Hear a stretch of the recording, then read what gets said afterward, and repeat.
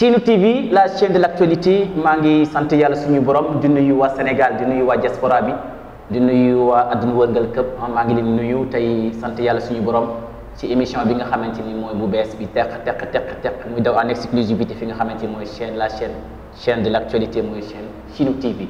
mbokk yi émission bi mu ngi tudd politique Sénégal suñ ko waxee yow mi nga xamante ni da nga bëgg a nekk jiitu président de la République am sa parti politique mu nekk ci diaspora bi nga nekk ci partout à travers du monde entier wala nga nekk fi nga xamante ni mooy Sénégal wala nga nekk fi nga xamante ni mooy Cambérène gis nga ne sa pouvoir wala sa réalisation may na la nga peser sa poids pour jiite réewum Sénégal politique Sénégal mu la dal di dalal ay micro te ci la amee mbégte ak contentement di dalal ki nga xamante ni ñu ngi koy wax Ousseynou Diagne di universitaire ba pare nekk responsable politique bu parti réew moom bu Idriss Seck salaamaaleykum papa.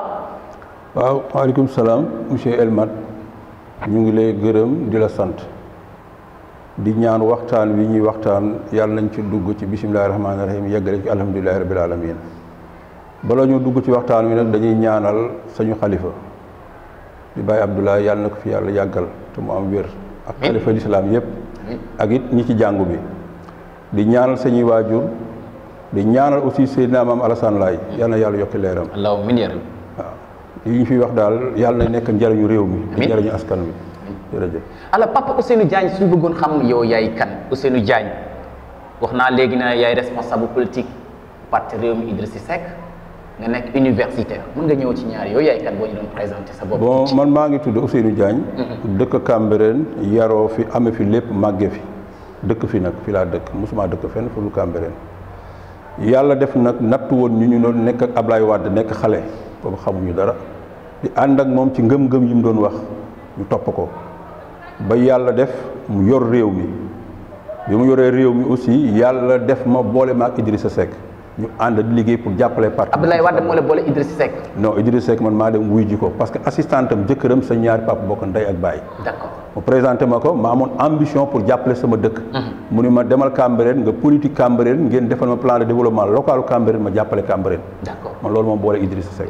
ba ngay fekk Abdoulaye Wade fekk yaa ngi nekk Idrissa Seck. non boobu nekkuma ak Idrissa Seck boobu Idrissa Seck feeñul. boobu Ablaye Wade moo fi nekkoon yore PDS. d'accord bi ñu demee ba Ablaye Wade am désespoir dem France. Idrissa Seck des ak parti bi fi ñu bari daw bàyyi ko fi moom moo téewoon parti bi. d'accord ba élection yi ñëw moom moo dem jëli Ablaye Wade organiser la marche. très bien ba ñu jël réew mi. Ousseynou Diagne gis nañ ne yaa ngi mujj nekk ak Ablaye Wade lan li nga nekk ak Idrissa Seck lu waral loolu te Idrissa Seck quitté na bàyyi na ki nga xamante ni mooy Ablaye Wade. xam nga politique li ma lay wax Elmat mooy yaakaar kese la Ablaye Wade dafa ñu gëmloo woon ay slogan ñu ànd ak moom ci loolu mais bi mu toogee man ni mu doon doxale doyatuma woon man avant muy dàq Idrissa sax man bàyyi naa Ablaye Wade parce que ngëm-ngëm yi mu amoon ak yi mu ñu doon wan mujj gi bokkatul ma daal di bàyyi Ablaye Wade mu dàq Idrissa Seck ma daal di génn nag dem ànd ak Idrissa Seck. mbokk yi papa gis loolu leer na dañuy dugg nag ci présentation Idrissa Seck parce que Idrissa Seck man fu mel ni Ablaye Wade moo ko may buzz Ablaye Wade moo ko may buzz bu nga ko dàqee dafa la am buzz waaye wuy ci waat na looy wax ci loolu. waaw mais Elmat boo ne Ablaye Wade moom mooy buzz Idrissa Seck man daf may jaaxal. lu tax loolu dama parce que Ablaye Wade politique na ba amatul woon yaakaar ci politique ba endetté wu ba demoon toogi France ñëpp bàyyi Ablaye Wade boobu Idrissa Seck mooy yoroon parti bi toog fii.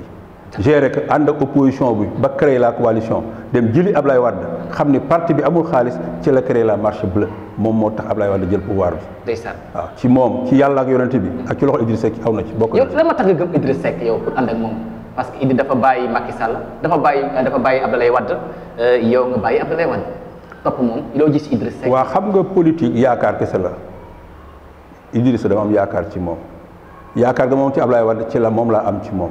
wanu ma nag lenn li nga xam ni man tey war naa ko mën a bàyyi parce que man dundalu ma sàngalu ma dama am sama njàng di liggéey am sama xam-xam am sama gis-gis aussi waaw Idrissa Seck li tax ma jàpp ko nit ku dëggu la.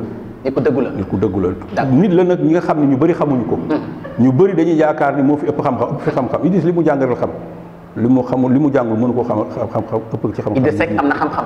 am na xam-xam ci li mu jàng. ay xam-xam am na expérience aussi gouvernementale. des fois day jékki-jékki ci déclaration mu joxe ay alquran hadis moom dafay conférencier la wala politicien la. waa xam nga Elmat ku jàng alquran wax ci alquran ku jàngul alquran doo mën a wax ci alquran tey yow mii mënoo wax dara ci génie civil parce que jànguloo ko donc nit ki li mu jàng rek lay wax li mu jàng kese la mën a wax. Idrissa Seck nag dama am yaakaar ci moom. mu def ay preuve am te Sénégalais yi nañ ko nangul aussi. yàlla def aussi yaa ngi may laaj yaa ngi may wax naan Idrissa Seck demoon na wuji Ablaye Wade. oui Idrissa Seck bu wuju Ablaye Wade tey musiba dal ko.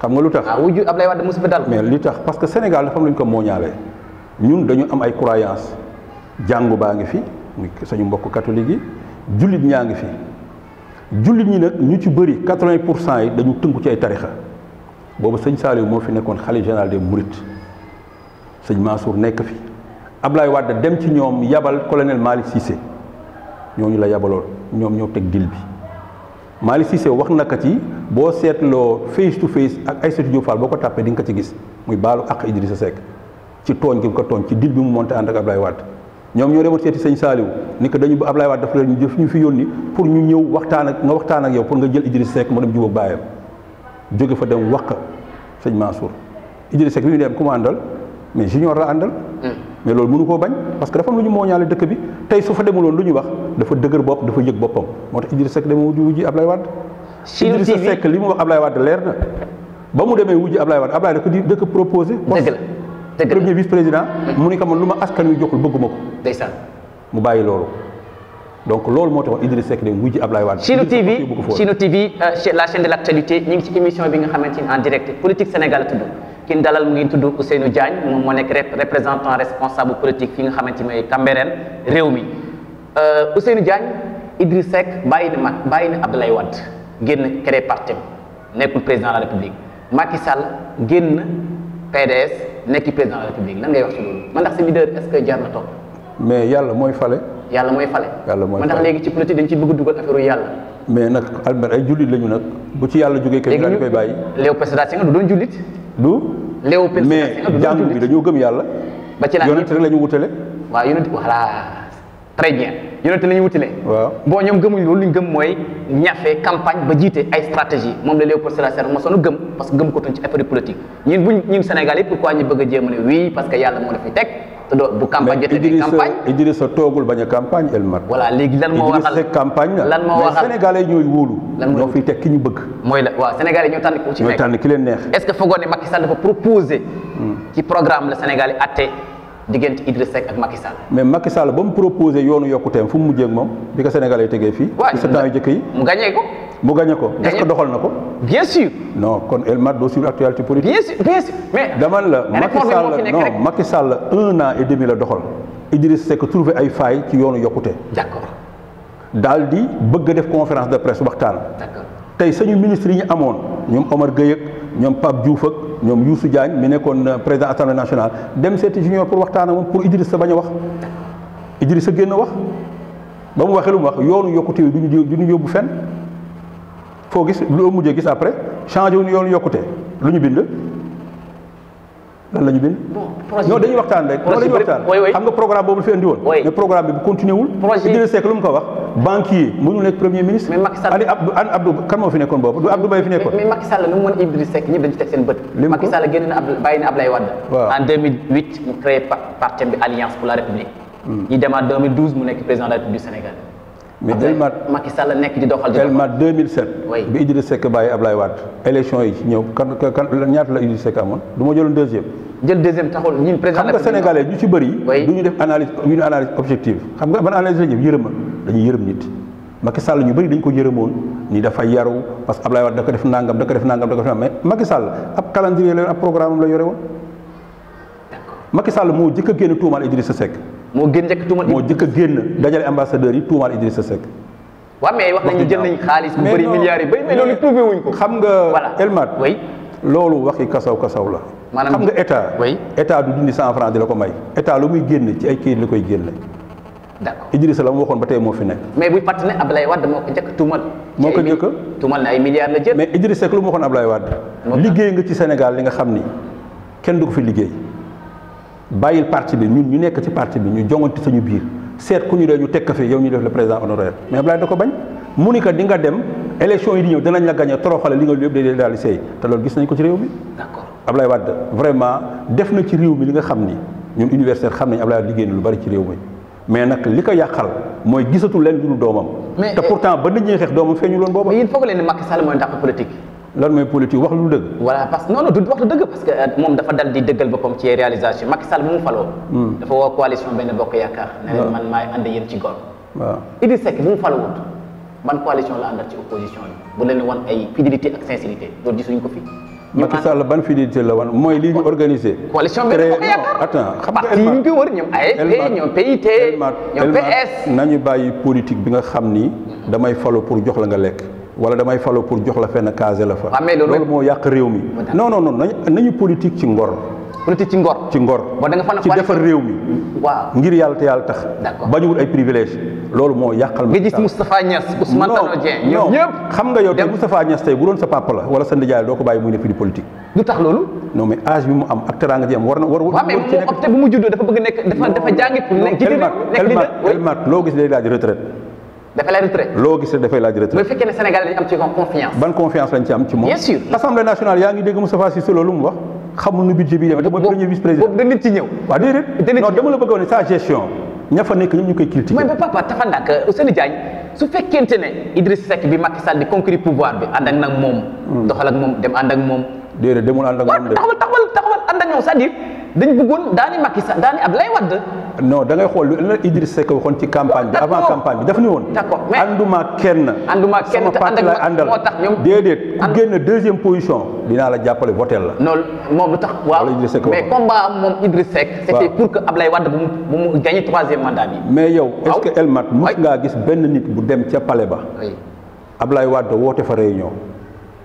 Idriss Seck toog mu xool que les yeux dans les yeux mu ni ko yow amoo droit ni ko candidat. d'accord bureau politique. ñu voté ko fa ci biir bureau politique ba ñu gagné ko Idriss Seck génn créé parti bu def posé candidature am. kan moo ko sañoon. non dama lay wax rek. troisième mandat bi kan moo ko xeex ci Sénégal. non c'est-à-dire ñëpp dañoo ñëw fekk. ñëpp ko xeex. ñëpp non kenn moo ko jëkk a commencé. kan Idriss Seck kan moo ko njëkk a commencé. Idriss moo jëkk a commencé. Idriss Seck fan la ko jëkk a commencé. bu fekkee moo ko commencé amul ci bës parce que bi nga xamante mouvement M23 li bu ko mouvement M23 dégg du baax si yow de papa. kan non dafa nag bon Idriss Seck rek moo ko xaas. déggal moo jëkk a commencé. kaas loolu mais amul ci résultat. juridiquement. oui mais résultat bi kay mooy lan. Abdoulaye Wade forcing na. léegi papa dama bëgg ñu ñëw na Ousseynou Diagne dama bëgg nga ñëw nga wax ma bu fekkente ne Idriss Seck dafa ànd ak Macky Sall wala ànd ak ñi Macky Sall bañ gagné Abdoulaye Wade. logique mu wax Sénégal yi man bu leen faral Abdoulaye Wade faral leen ñun ñii ñi ngi wax ne ñuy contesté troisième mandat ñi koy contesté faral nañu ñun. ànd ak ñooñu ñëpp ñu daal di nekk bloc Macky Sall fal woo ko mu génnaat taxaw fee di wut ay opposition moom xanaa dafa gëm ne maanaam bu fekkee day opposé ji réew mi. Elmat defe naa ni booy posé question aussi am nga li nga xam ne boo ko xamee waru ko laaj. mooy lan parce que Idrissa daf ni ñooñ dem campagne. nañ dem campagne. ku génn. waaw su ma génnee. baax na su ma génnulee kii génn deuxième position ñun moom la ñuy jàppale. loolu la waxoon waaw ñu dem campagne. jàppale la wax de. jàppale. waaw ñu dem campagne. mais jàppale bi non Macky Sall génn deuxième position. waaw ba Macky Sall ñëwee di ko seet daf ni ko man jarul nga fiy ñëw man sama kaddu laay dëggal ak kaddu parti bi. mu jeex yow la ñuy voteel. waaw ba ñu gañee déggoo benn yoon Macky Sall wax ni Idriss Seck nee na ko jox may ministre. Macky Sall moo ko woo proposé ko ay ministre mu jox ko ñaari tour muy Omar Gueye ak Pape Diouf ñu nekk ministre réew mi. ba ñu nekkee ci biir. ba Idrissa Seck def 1 an et demi Macky Sall def 1 an et demi Idrissa Seck def am njàngat ni kii fi mu ñu jëmee baaxul wut ay porte pour jéem a jot Macky Sall mënu koo jot mais Idrissa Seck génne déclaration ñu ne ko mbut maa mott mais Sénégal yaatu na yow la ñu dénk réew mi mais nag mënu maa tee wax. Idriss Seck daal di koy bàyyi daal di génn coalition bi. suñu fàttaliku ci actualité avant Covid 19 bi di ñëw mbokk yi ñu ngi ci politique Sénégal ci Chine TV la chaîne de l'actualité bu ñuy fàttaliku Idriss Seck nekkoon na di wut di conquérir pouvoir bi ci jamono yooyu nga xamante ni mooy Covid 19 bi avant Covid 19 bi di am élection présidentielle am na fi ci 2019. laata du yow def na campagne def na ay sorties ba Makka Bakka amoon fii problème boobu nit benn fitna Sénégal yi ne oui Idriss Seck. mais ña ko waxoon fu ñu mujjee. waaw non dafa mujj jéggulu quand même. non ña ko waxoon ña doon tuumaal Idrissa fan la ñu mujjee. fan la ñu mujj comme yàlla àtt na leen. waaw yàlla àtt na leen. d'accord ñu dem ci élection 2019 yi Idriss Seck. xam nga gis nga Elmat. man dama naw El Hadji Mansour. lu tax maaw El Hadji Mansour Ba. bu Sen TV. waaw gis nga ba coow la amee moo jëkk a taxaw ni ñii di wax li ñuy wax xam teg fi ñu ko teg teguñu ko fenn lu campagne xaalis la ñuy wër. est-ce que le journaliste bi défendre. non xam nga tey la mu waxoon moo am. mooy lu waxoon dem nañu sax ba dem ba ca màkk fay ay naar. ñu yàq deru Idrissa Seck. fay ay naar ñu yàq deru Idrissa Seck. gis nga Elmat yàlla du fay le 31 am na li nga xam ne jaru ko fi magum jëmm boo jàng alxuraan xam luy àddina am na nga xam ne jaru koy inventé. d'accord Idrissa waxul leen lu ñaaw li nga xam ne tey nit ñi mën nañu ko def di ci polémique pour lan la woon parce que campagne jub si woon na am na ñu ci soxla xaalis duma du leeral lu bari am na kenn ci ñoom lu yaas la yoroon fii wetu quartier fii ci wetu kër Mame Mbaye Niang. waaw ñu war ko fa génne. 6 mois de location kooku tey moo jëkk a taxaw di wax da Idrissa Seck lu ñaaw te ñun xamoon nañu information mën nañu koo génne mais nit kenn du wax lu ñaaw ci nit. kenn du ko wax lu ñaaw. man de dama wax lu ñaaw ci nit. mais man ndax moom luñ dafa nekk li nga xamante ni dañ ko wax moom lu ñaaw lu ëpp ko président Macky Sall loolu nga ko. lu ñaaw ci lu mel na. est-ce que Idrissa Seck liñ ko tuumal wax ñu ñaaw ci. mais Idrissa Seck liñ ko tuumal kenn du ko tuumal ko fi kenn fii ci Sénégal. loolu nga jàpp mais Elmar xam nga ni état dafa am doole état bu bëggoon xam ni tey fi nga yendu da koy xam Idrissa Seck ne leen ba kara jant bi fenk du ngeen gis dërëm ci man te la waxoon moo fi nekk ba tey. waaw d'accord Idrissa Seck dafa mel ni est-ce que dafa jàpp ne wala yow da nga jàpp yow en tant que représentant bi moom moo gën Moustapha Niasse gën PS gën coalition bi nga xam ne kenn gënul kenn. est-ce que ñoom moo leen gën vision wala moo leen gën a bëgg réew ba fekku leen ci coalition Benno Bokk Yaakaar bi. mais déggoo li ma la wax politique ànd la. àndub gor la oui. àndub intérêt de àndub intérêt ñi fi nekk intérêt la parce que dañu la muut li état bi def da nga koy cautionné wala nga génn ci biti. ñoom loolu lañ fa toogee. mais ñun nag àndub gor la ñu àndoon. ànd gor ngeen ànd. muy def dara ñu xalaat ne lii baaxul. mu ni man lii laay def mais ñu wax mu ni kon génn ñu daal di génn bàyyi ka pouvoir am. d'accord tey lépp lu Macky Sall doon bañ mi ngi koy def Elman lii mu jox ni Aminata Touré ban njëriñ la amal réew mi. mooy conseil des environnement. ban njëriñ la amal lii fi joxoon jibu ko rey mu laaw ban njëriñ la amal réew mi. ay institution mais ban njëriñ la amal réew mi ban impact la am. man la njëriñ bu baax a baax. non impact non xoolal bu ñuy waxtaan. léegi dama ñëw ñu baax dañuy waxtaan lu jëriñ réew mi. exactement est-ce que amal na benn impact ci réew mi. bien sûr est-ce que yow yëg nga ñoom seen toogaay. ci réew mi institution la. non institution bu ñu créé est-ce que yow yëg nga en tant que sénégalais njëriñam ci réew mi. bien sûr yëg nañ ko. yëg nga ko yow. yëg nañ ko kon day yëgu ma politique Sénégal ba tey ñu ci kii bi léegi def nañ 2002 élection 2019 bi. Idrissa Seck Ousmane Sonko bi nga xamante ni démb ak Ndiaye la commencé fël la ëpp ko buzz. déggoo li ma la ba déglu rek ma ñëw papa. waaw mu Ousmane Sonko bii nga xamante ni tey Idrissa Seck da dem sax seeti Ousmane Sonko woy kaay yi nekk ñu waxtaan dem seeti maître Madické Niang bi nga xamante ni moom maanaam yóbbaale moo ko ci dugal fekkee moom a ci boole comme ni parti mouvement wu Youssou Ndour bi moom Idrissa Seck dem ba xamante dañuy comparer entre Ousmane Sonko bi nga xam démb est-ce que Idrissa Seck waru xoolaat boppam ci politique Sénégal ci lu mel ni oui bu demee bi ki nga xamante ni dafa door bees Idrissa Seck di dem ba ñii ni moom loolu du moom te moom moo ñëw deuxième position boobu noonu deuxième ci yow yaa ni du moom non du moom Sénégalais moom moo génne deuxième Sénégalais wax nañ du moom parce que 2019 wax nañ du moom kan la de 2019 élection 2019 kan la Idrissa Seck wax nañ ko du moom kan moo génne deuxième position moom la non yow da nga comparer Ousmane Sonko ak Idrissa Seck du comparaison pour man xam nga dama la Sénégalais xam nga ku mu xam ku mu yërëm 2007 bi ñu ko persécuté moo jël nekk deuxième position bi ñu ñëwaatee persécuté Macky Sall moo jël deuxième position ñu ñëw persécuté Sonko mu jël troisième position Sénégal yërmande la xam yërëm nit tey bu doon programme kese la Macky Sall kenn du ko jox deuxième mandat gis nga nit da ngay sàmm sa njaboot politique bu mu la jaral ngay wax li nga xam ne gëmuloo ko politique bu mu tax say doom génn ëllëg ñu sa bàyyi fi waxoon nangam dara jaru ko fi ci àddina politique du métier. politique du métier quoi du métier de man du métier de gëw ma ni métier la ci man. te ku koy defee naa la bu mu nekk métier ci yow demal nga liggéey loo mën a jariñ sa gox nga jariñ sa gox loo mën a jariñ sa askan nga jariñ sa askan. man loolu laa gëm. ndeysaan waaw bi ñu àndee nag ak coalition boobu liggéey. ci élection législative yi. yàlla def tey lañ ca am ñu am ka ca Abdourahmane Diouf moom ngay wax Abdourahmane Diouf bàyyi parti bi Abdourahmane Diouf dafa dem club des investisseurs ñoo ko gis xam ni kii amal na njariñ Sénégal. mu wax leen bu leen club des investisseurs suñ ko proposition la rek offre la mu ne leen man gëwuma leen Idrissa Seck laay liggéeyal. mais dama la non Idrissa Seck moo la du métier. non du métier mais parti bi. dafa nekk porte-parole la nekk. Elmat dama la bëgg a xamal leen ci àddina dama la politique du métier. non Abdourahmane Diouf dafa yore cabinet ca Suisse. di fa liggéey. kon donc su ñëwee Sénégal wane fi ay xaralaam wane fi compétence am ay nit ay sénégalais bëgg créer lu bees dégg ko bokkul ak politique. bon les clubs des investisseurs daal moom daal Abdourahmane Diouf lañ gën moo gën a xarañ. non waxuma la moo gën a xarañ jël nañ ko mu liggéey parce que ay diplôme la yore yor na ay connaissance am jël nañ ko fu ma ngay liggéey te defe naa ni ma ngi leen di sant. mais mu xanaa mu toll wax ne moom Idrissa Seck moo ko gën a lépp lu nekk wala parti réew mi bi mu nekk defal parce que yaa ngi dama la nee naa la fii ca commencement avant nga may poser question politique du métier.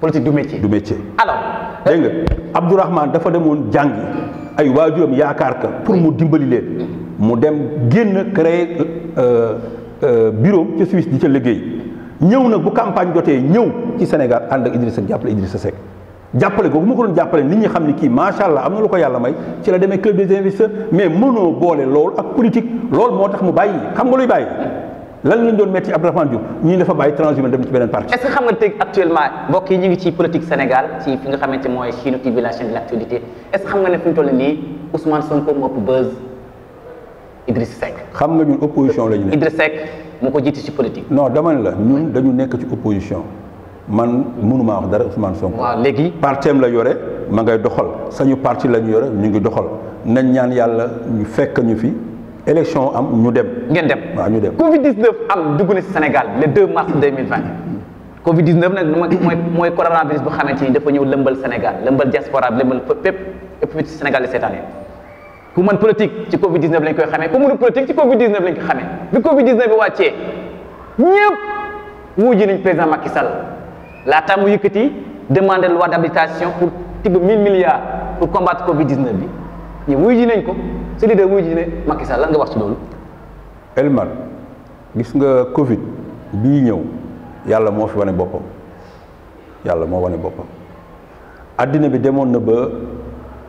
jëloon nañu suñu borom tekk na le jël lépp ci doole muy ci tubaab bi muy fii ci ñun ku ci nekk jël nga ni sa sëriñ moo mën lii ñu jël yàlla teg na le tubaab bi jël nañu ni ñoom ñoo mën lépp jël yàlla teg na le yàlla ñëw andi ko xamuñu lu ñu ci war a am njàngat Idrissa Seck bu demul wuy ji ko man ma bàyyi ko bu wuy joon Macky Sall ma bàyyi ko ban bàyyi nga Abdoul Mbaye kan Abdoul Mbaye bàyyi nga ko mais xam nga conviction la Abdoul Mbaye du sama leader de parti d'accord comprendre naa foofu lu dëgg parce que tey Sénégal mënuñu nekk ci ab problème ñëpp war a toog joxante loxo indi ay xalaat nga taxaw ni man dem wuy ji Macky Sall parce que élection yi nangam élection yi jàll na boo fa nekk di ko lijjanti fi ñu doon da ngay tardé sa bopp. d'accord du dëgg. ñun liñ ci war a jàngat ñun africain mooy ñu xoolaat sañu bopp te bañ ay slogan liñ ci mën a dindi ñun mooy ñu gëm sañu bopp Europe amul dara. mais ñi nga xamante non dama la Europe amul dara. d'accord tey France boo demoon seen sous-sol. amul benn gramme or. et comprendre est-ce que ba li tekkaaxal bi nga xamante ni.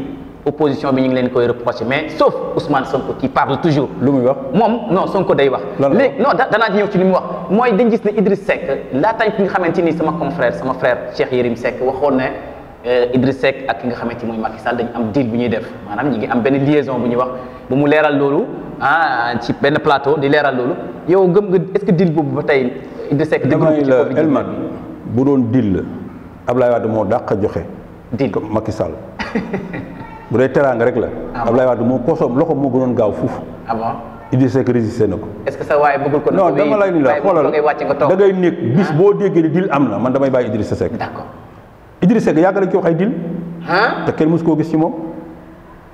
kenn mësu koo gis ci moom. génn nañ fi ay signature mu leen bu ngeen fi génnee ma boot leen da nga gis signature boobu mu génn. mais kan moo demul wuji Macky Sall. ci opposition bi mais est-ce que dem xam nga Idrissa Seck ba mu génne est-ce que ba mu wujjee Macky Sall ba mu génne wax na li mu wax non dama lay laaj rek bi Idrissa Seck demee wujji Macky Sall est-ce que bi mu génnee wax na la mu waxante Macky Sall ci biir néegam non loolu mënu nekk non déedéet mais Sonko bi mu génnee wax na ko non xam nga gis nga dama la bëggal gis nga àddina nañu bàyyi wut ay tur xam nga lu mu doon feebar la nañu ànd boole xol yi bu xol yi àndee yërmande wàcc. mais xanaa léegi non dama la expliquer léegi xanaa nekkatu leen ci opposition may ma tuuti rek may ma tuuti non Covid amul opposition. opposition xam nga Covid non Covid amul opposition dama la expliquer rek. Covid am opposition. non mais demal France amul opposition. d'accord. demal en Europe partout. si je comprends très bien demal xoolal dans le monde entier. amul opposition xam nga lu am. booloo foo doole yi. nekk benn xam nga fan la bilan di am bilan bi jeex amagul. parce que Covid bi jeexagul. amul bilan de mi-parcours parce que du lu ñuy évaluer. mais président de la République dafa jël lu doy waar 1000 milliards la jël. dana leer loi d'habilitation. waaw dina leer li assemblée nationale yi war a def. waaw dina leer waaw nu may leeree parce que moom moo ëpp député de l'assemblée nationale lu mu bëgg mooy nekk. dama ni la administration la ñu nekk. administration dana leer nga wax ay wax dana leer nga ay bind la. kañ lay leer. non administration Elmat lu ay wax ay bind la lu fi waay mën a def dans 10 ans mën nañ la topp Macky Sall du fi toog 10 ans kon donc lépp lu ñuy def Macky Sall lu mu leen dem leen wuji assemblée nationale du wax na leen. yéen ñi ci nekkoon di ci liggéey. dem leen wuy assemblée nationale. non attends dama lay wax rek. même bu ko député yi jàppayee. waaw makk yëg ak yëpp. facture yaa ngi fi du fi jóg. d'accord gis nga pour le moment jarul xuloo Elmat jarul xeex. bon léegi daal si je comprends. jarul wax daal xam nga lu ci am. nañuy ñaan yàlla yéen waa opposition bi xam nga ñu li ñuy def. waaw d'accord nangu naa. non dama lay expliquer. waaw li nga xam ni te Idrissa Seck yor na ko muy conseil départemental bu Thiès demal xool lañ fay liggéey. d'accord Idrissa Seck liggéeyam ci benn néeg la yem.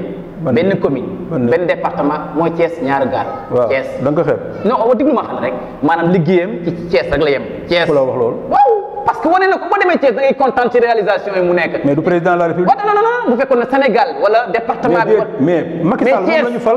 Thiès non déedéet Macky Sall la ñu fal. maa war a defar réew mi yëpp. laata ñu fal Macky Sall Thiès. waaw rek la mos a am moom Idriss Seck. bu ñu ko amee moom la léegi papa dama bëgg ñu dem ba léegi. non dama lay leeral foofu. waaw doo jàll. waaw nga may ma. waaw leeral Idrissa Seck bi ñu ñëw jëlee réew mi moom Ablaye Wade dañu ni woon dañuy defar Sénégal ñun leen ay moyens amul Idrissa ni ay moyens amul nañu def grappe de convergence ànd ak feu Thiaw Cissé Doucouré. ñu daal di koy tëgg dañu ko tëggee ñu ni at mu jot fu ñu defee fête indépendance ñu defar dëkk boobu ba mu baax bu ñu ko defoon tey ci 7 ans defar nañu 7 régions bu ñu amaatee yeneen mandat defaraat ko donc balaa seen mandat jeex dañu defar lépp. bañ ko defaree. Thiès la ñu commencé avant muy pare ñu boole ko ak Abdoulaye Wade bu dàq ko. tey ci 11 mai 2019 11 mai 2020 autant de mois président Macky Sall def na discours pour def assouplir les conditions de l'état d'urgence. mu assouplir les conditions. gis ne ci le 13 mai bi opposition comme Idriss Seck opposition Ousmane Sonko génn wax ne Macky Sall mi ngi caxat-caxati réew bi il est incompétent moom wane na li mu gëm ci fond bi. lan la gëm mooy li mu gëm mooy opposition opposant da ngay ñëw nga nekkal fi askan bi. mais non Elmat xam nga bu ñu nekk ay di jouer cirque ci àddina bi. dama la àddina bi yëpp ba mu daj. fu dëkk fu Covid am ci àddina bi. xol yi dañuy nekk am na opposition mais loo jàppoon da nga koy bàyyi ñu toog ñaan mbas mi jóge fi. mais du xuloo ak tàmpaloo moo tax mu jóge fi nañu nekk benn bokk ndey bokk bàyyi bu mbas mi jeexee nag mais bilan dana am. bu bilan amee critique na am. mais pour le moment. yéen ku ciy wax. yéen waa réew mi. waaw andu leen Ousmane Sonko sortie bi suñ ko gisee sortie mi muy def nii andu leen ci. non ñun sañu leader bu ko defoon ñu dal ci kawam. waaw d'accord léegi. kon nag keneen ku koy def. léegi mën ngeen jox raison ci discours Ousmane Sonko bi di wax na waxoon ne fu ñu jëm ci réew mi ci ay fan yu néew. Sénégal dana dal di métti maanaam situation yi métti lañ jëm. mais Elmar bu ko Sonko waxulee sax yow war nga kaa xam. xam nga ni mbas mi. bu ci tubaab bi rëcculee doo ci rëccee. waxutoon ci contexte boobu contexte bi mu waxee noonu bi ñi Sénégal yëpp. gis nañ ci loolu Ousmane Sonko di wax am na dëgg. mel ni am dëgg mooy dem nañ ba benn moment sortie bi dafa am solo. suuf problème mu suuf ñëw na fi xëccoo littoral bi maa moom terrain bi maa moom lii maa lii caxate bi. attends Elmar. réew mi def mais dafa xaw a jaxasoo way way Sonko bi muy génn. ci Covid bi la doon wax.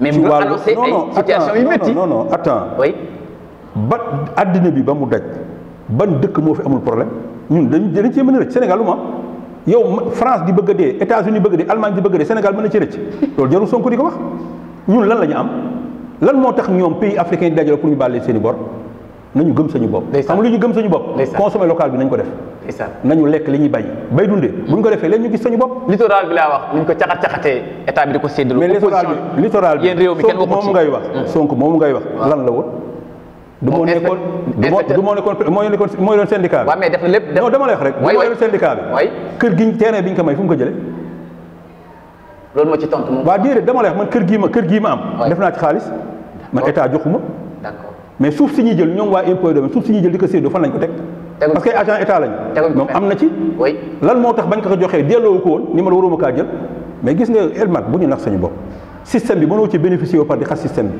jërëjëf léegi ba tey mbokki Sénégal ñu ngi ci politique Sénégal lañ nekk fii la nga xamante ni mooy Chine TV la chaîne de l'actualité papa question bu mujj bi mooy na ñëw ci Moustapha Cissé Lo Moustapha Cissé Lo mu nekk vice président de l'Assemblée nationale APR ak Macky Sall dàq nañ ko yow looy wax ci loolu.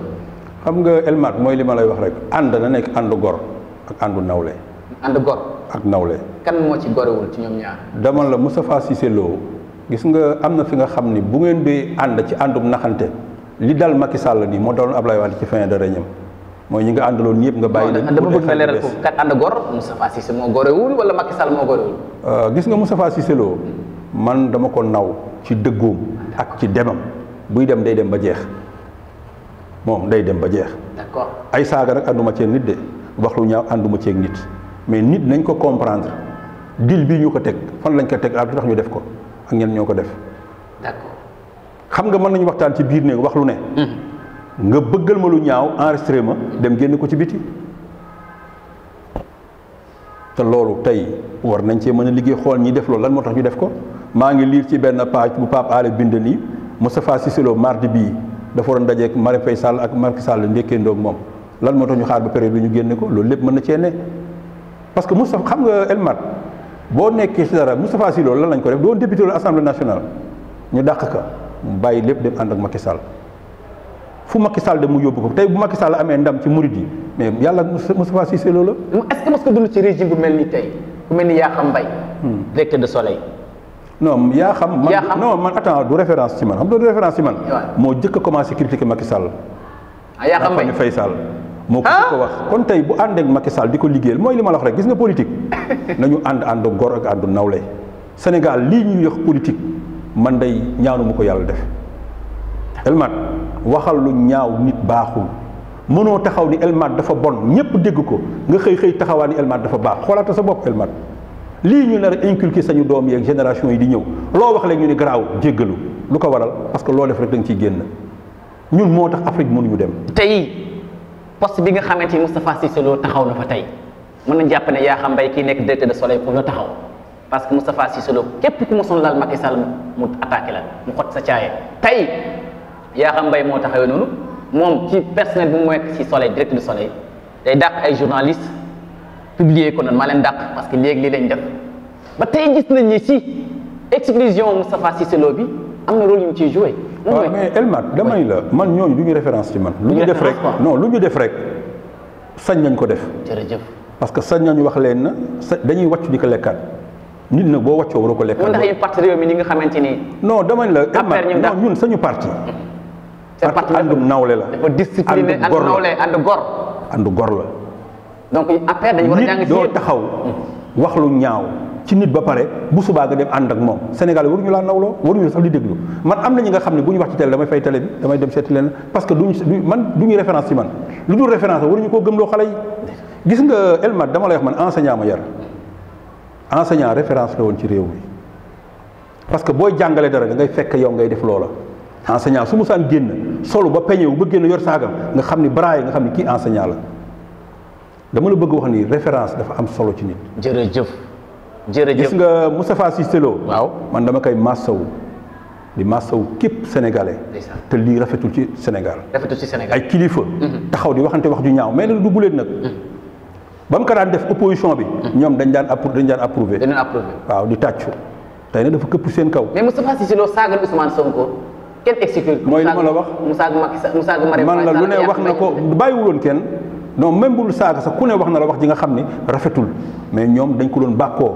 di ci may promotion. ma tax tey dana am sens Moustapha Cissé Lo fekk ji Ousmane Sonko comme da ko doon saaga fekk ji Idriss Seck. non xam nga dinaa la wax leen nag ci lu Moustapha Cissé Lo Moussa wax ma dégg ko man mu ni moom bu àndul ak Macky Sall Idriss Seck lay àndal moom mos naa ko dégg mu wax ko nag. bu àndul Macky Sall Idriss Seck lay àndal. mos na ko wax. politique Sénégal jeex na. non dama lay wax rek damay la. loolu moom mos naa kaa dégg ci moom. ndax fa la jëm wóoruma dañu nag politique Sénégal kenn du wax du mus a ne man na ànd ak Sonko parce que Sénégal la ñu nekk mais man daal li ma gëm man su ma la nee diw mii mooy sama nawle diw moom lay àndal ba kara may gis lenn li nga xam ne nag jaral na ma bàyyi. est-ce que Idriss Seck da nekk président depuis 2024. yàlla mooy fale Elmat xam nga lu am solo mooy sabablul boo sababloo yàlla jox la mais boo sabablulee mënoo am Elmat mënoo toog sa kër liggéey loo weer day nga ñu fay la ku lay fay. te xëyu dem liggéey bu campagne jotee bu ñu ci yàlla yóbboog jàmm danañ dem ànd ak sañuy nawle dem campagne bu ñu yàlla joxee réew mi ñu téye ko bu ñu ko joxulee ñu xam ne joxuñu ko ñu continuer ak leneen. mbokki Sénégal mbokki diaspora bi Afrique wërngal këpp du monde entier politique Sénégal jeex na képp ki nga xamante ni bëgg nga émission bi en exclusivité 30 minutes lañ lay may mbokk yi nga wax sa leader benn nga wax ci réalisation bi ñaar bu la neexee nga def confrontation face to face avec Elmat ci seen réalisation ak sa leader. gis ngeen ki nga xamante ni mooy Ousseynou Diagne moom la njëkk a tourné numéro bi en exclusivité fii nag mooy dëkku Seydina Limamou Laye Al Mahdi ku nekkoon tey ku ñuul ku nekkoon ku weex tey nekk ku ñuul moom la dëkkam bi lañ ko dooree yow foo dëkk ci àdduna bi man ndax nag boo ñu mën a jox rek passe avion ñu ñëw fekk si la foofu tourné na émission bi te dina ko dugal ci en exclusivité Sénégal yëpp xoolaan ko kii mooy leader Idriss Seck andi peut-être benn ay yeneen numéro Ousmane Sonko Macky Sall Maître Madické Niang keneen ku gëm sa bopp rek voilà en direct numéro yaa ngi jëlal mu ngi ci écran bi merci beaucoup